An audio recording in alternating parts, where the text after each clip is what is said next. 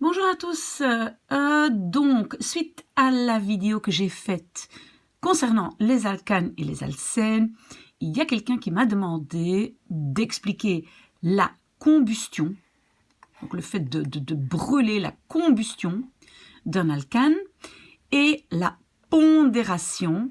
Peut-être pour certaines personnes ce sont des nouveaux mots, mais on doit donc toujours pondérer une réaction chimique, donc une équation d'une réaction. Vous allez comprendre, je vais donner un exemple, parce que juste donner des mots comme ça, ce n'est pas très clair. Alors, donc, si vous ne savez plus ce que c'est un alcane, ben, vous regardez l'autre vidéo, mais donc maintenant, je vais donner un exemple d'un alcane, et donc par exemple, propane. Donc, si je prends propane, c'est C3H8. Et ceux qui ont bien regardé l'autre vidéo savent que donc il y a 3 atomes carbone vont se lier avec 8 atomes de H, hydrogène. D'accord? Donc ça, c'est l'autre vidéo. Ça ici, c'est un alcane. Il y en a d'autres, hein, mais ça, c'en est un. Ok, alors, qu'est-ce qu'on va faire? On va le brûler, parce que combustion, j'imagine que vous comprenez ça, mais donc ça veut dire brûler.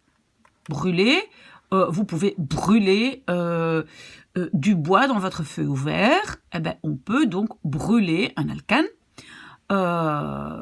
pour avoir de l'énergie, pour faire avancer une voiture, pour plein de choses, mais on peut brûler un alcane et ça s'appelle la combustion. Et en chimie, brûler quelque chose, combustion de quelque chose, c'est très très souvent donc l'élément qui fait justement, qui provoque la combustion, c'est l'élément O2. O2, donc en chimie, on appelle ça dioxygène, mais on va dire en langage normal, on va dire de l'oxygène. Donc c'est ce qu'on respire, c'est de l'oxygène.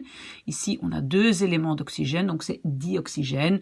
Bref, donc cet élément-ci, le O2, fait toujours l'effet de combustion. Donc, on a un alcane et on a un élément qui va mettre en route la combustion. Et qu'est-ce que ça va donner? Ben, en fait, je pense que vous le savez. Donc, qu'est-ce qui va se trouver de l'autre côté de cette équation? Parce que tout ce que je vais écrire ici, c'est ça justement, une équation chimique. Qu'est-ce qui va se trouver de l'autre côté?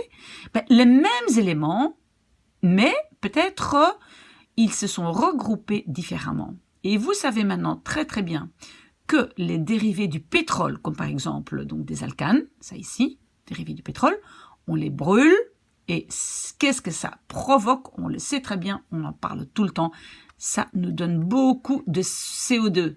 On essaye de les limiter. Voilà donc le fameux CO2, donc on a les CO2, et quoi d'autre est-ce que ça donne? Ben, en fait, ça donne de l'eau. Peut-être sous forme de vapeur, mais l'élément eau, H2O, c'est de l'eau. Donc, de l'eau, d'accord? Ok, donc maintenant, on voit que ici, on a les mêmes éléments qu'on a ici. D'accord? On a des C, des H, des O, et on a des C, des O et des H. Donc ça, c'est toujours le cas. C'est pas en une fois qu'on va avoir un élément P, par exemple. D'accord? Ok, donc ça ici, on appelle ça donc l'équation de la réaction. Mais maintenant, on doit la pondérer. Et pondérer, ça veut dire quoi? Ça veut dire un peu égaliser à droite et à gauche. Je dois avoir la même chose à gauche qu'à droite.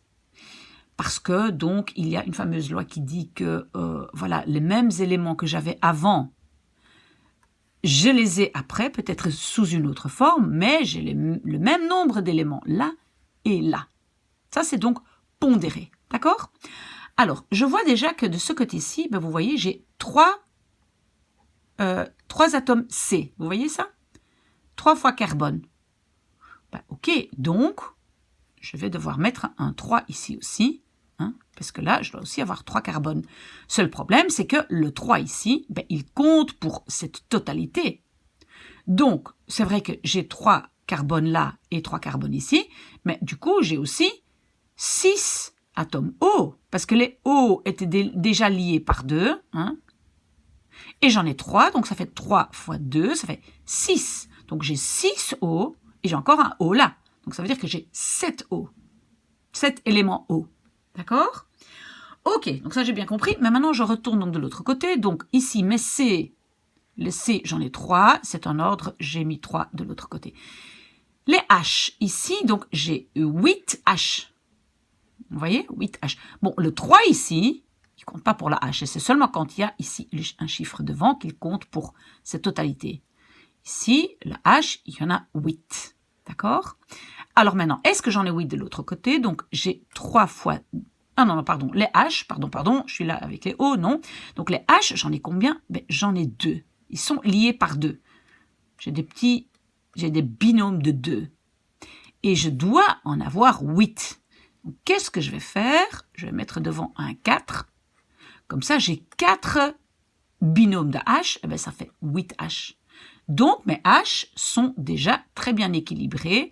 Donc, j'ai déjà pondéré partiellement cette réaction.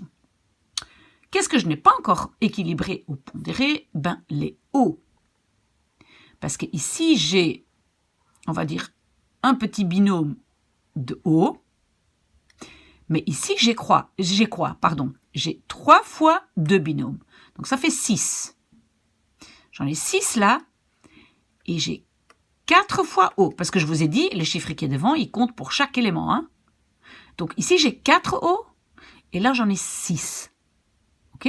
Donc, ça veut dire que j'ai 10 éléments O de ce côté-là. Je vais vite le marquer. Donc, j'ai 10 éléments O. Ah, normalement, je ne dois pas écrire ça. C'est juste pour que je ne me trompe pas. J'en ai 10 là. Et ici, j'ai des petits binômes de 2. Donc, si j'ai des binômes de 2, ben, si maintenant je mets un 5 devant, ben, voilà, je vais en avoir 10. Voilà, ça j'enlève. Et maintenant, donc, cette équation de réaction est complètement pondérée. Je pense que j'ai tout dit. Oui, je crois. Alors, vous savez que ou bien vous mettez un commentaire en dessous de cette vidéo, mais ceux qui me connaissent, ils savent qu'ils peuvent toujours me contacter par mail, si vous ne voulez pas le faire en dessous de la vidéo, à l'adresse mail maybe Miss A. Oh là là, faute, maybe Miss A can help you. Tout en un mot, maybe Miss A can help you @gmail.com. Ça va? Voilà, ça c'est mon adresse mail, donc si vous avez des questions, n'hésitez pas.